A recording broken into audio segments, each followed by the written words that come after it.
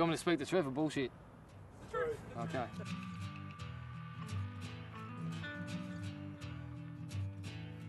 The transport industry workplace is mobile. Employees often work alone. There are many issues of concern in the industry, and we're going to talk about some today. Well, I actually drive a 12 palleter, 8-ton taut liner. I just love getting out driving. I just being by yourself. I'm not a person. I like being outdoors in an environment. I don't like being underneath a factory roof, or I've been working outdoors all my life, and I just enjoy it. Well, actually, I had a pallet to deliver to a factory down near the airport here.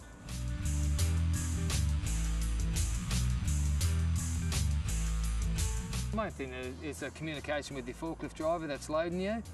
Make sure you're right away from the path of him, that no one's around the area, in your specific area, so you know everyone knows what's going on basically in the bulk shed. The further we fall behind, you know, you've got to pick the slack up a bit. Now, that doesn't necessarily mean to drive faster, it's just you've got to be smarter at the way you deliver. It's very difficult when you get people cutting you off all the time, or just stopping in front of you, people actually talking on their phones, or text messaging, which I see a hell of a lot.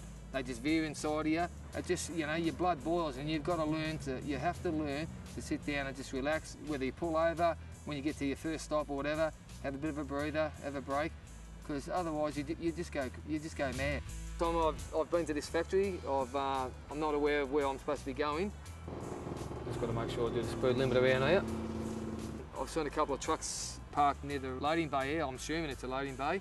I've hopped out, I've asked one of the drivers, is this a loading bay? Because there's no one there, it's actually not a storeman employed here, so we're unaware where to go. I've gone around the back of the access, around the back where I needed to go. All it was is gravel and stones, and it's very unsafe. So it's very, very difficult for me to unload. Well, I've got to put a flatbed trolley on the ground, unload my freight onto this trolley and wheel it back into the back of the store.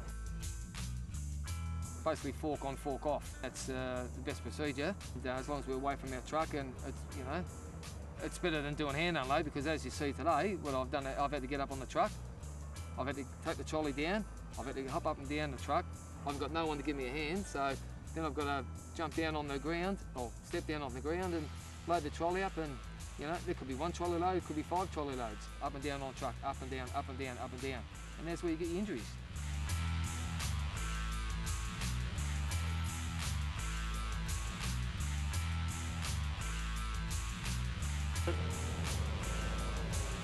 I drive a Kenworth, Aerodyne, 18 speed, Cummins diesel. I do Melbourne, Sydney all the time, Sydney, Melbourne. 2 full round trips a week. Sometimes I do the 2.5, do the changeover on the Friday night. I've been in the game for 48 years. I always bring my own food with me and whatever, because the roadhouses on the road, there's very few and far between now, and some of them are a bit expensive too, sort of thing. So I mean, we're out there to make money, not just spend it, yeah. I don't know, some people sort of have really got it in, truck drivers. I know some of them do sort of funny things. They seem to sort of got a tendency, they all just want to look where they're going. They don't seem to worry about anything that's around them or who's in front of them or behind them, sort of thing. You know, they just, I'm going over there and that's where I'm heading straight for it. It's got to be alert, just to be right on the ball all the time for them, sort of thing, you know, because you've got to stop, you know, you've got a little bit bigger sort of unit to pull up than them. It's just absolutely chaotic if the wrong time of the day, you know. One mistake there with say a couple of cars or a truck or whatever, you just stand still. You start to get tired. And then you start to stop then and get out and walk around the truck, and all this takes time and you're wasting time by not doing the right thing during the day, because all this freight's got to, the customer wants their freight through at a reasonable time, not a certain time, but a reasonable time. You know. It's a big drag on the family. But no, my wife's stuck by me, you know, all the time, sort of thing, and you've got to have it in you to be an interstate truck driver. It's not something you can say, take on 35, 40 and think, oh, I can do as good as the other guy. He's probably been doing it for 25 years, you know. It's not that easy. A lot of the young ones that we hear now, we hear them talking on the radio, a lot of them think they know everything, and so they don't.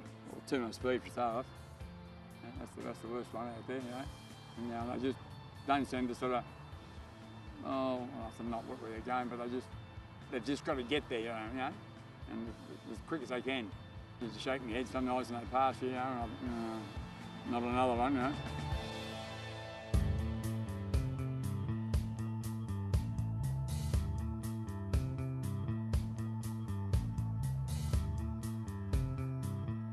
We've had the implementation of all these new super safety zones for trams, construction work going on in CBD, permit zones. As you can see, the city's always changing. The zones have been cut. The number of transport vehicles coming into the CBD has increased. Really, without transport, the place stops. It is a problem. It is a major, major problem faced with every courier driver that works in the CBD in Melbourne. I get my paperwork, I match my freight, I scan my freight, connote the paperwork, make sure it's all correct, count my numbers up, make sure I've got the right number of deliveries for the paperwork. Once I've done that, cup of coffee, make it on the way into the CBD. On Spring Street in particular, there's only 2 loading zones between Burke Street and Collins Street.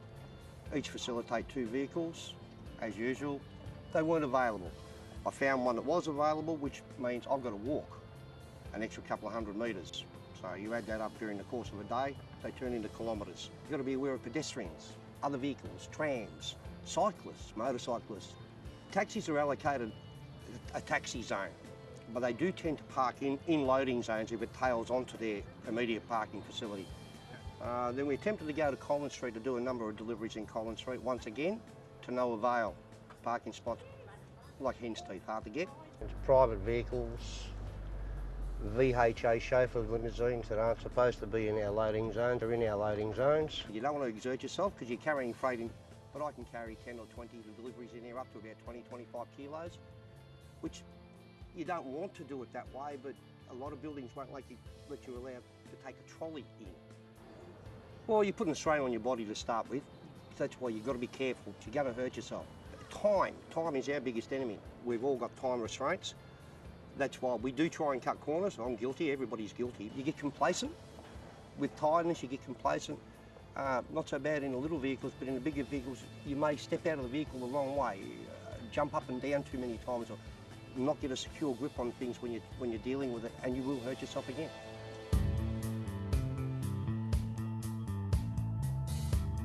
The loading zone facilities, parking restrictions. Getting in and out of trucks, get in and out the right way. Clearways, tram zones, pedestrian access zones.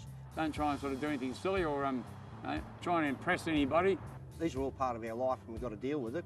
Just do the job properly and maybe listen to some of the older guys. If you're not prepared to work in a safe manner, you will have an accident. You can end up in some terrible smashes, and I've seen some awful smashes up and down that highway. Trucks upside down and smashed into each other, you know, and ambulances and police and bodies, you know, and I tell you, it's not a pretty sight. If they lose a life, well, poor mum's left, she left with the kids by herself. The expectations that people behind desks make, without realising the ramifications of what's going on the highways and the roads around Melbourne, Victoria, Australia, we're under pressure. You can alleviate a little bit of that pressure. Don't make unrealistic expectations of your drivers. We need to work together as a whole throughout this industry. Now it's whether 2W need to get inside with us, WorkSafe as well. We need to sit together and see the best way. Any improvement that we can make in safety will be a benefit for everyone.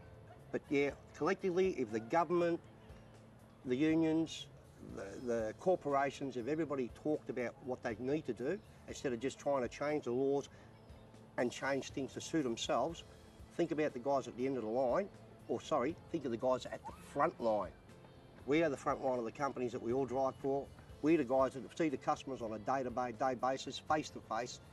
I mean, like we said, we're going to have as many meetings as we want, right? But if people aren't prepared to sit down and listen and take action, you know, we're just banging our heads against a brick wall.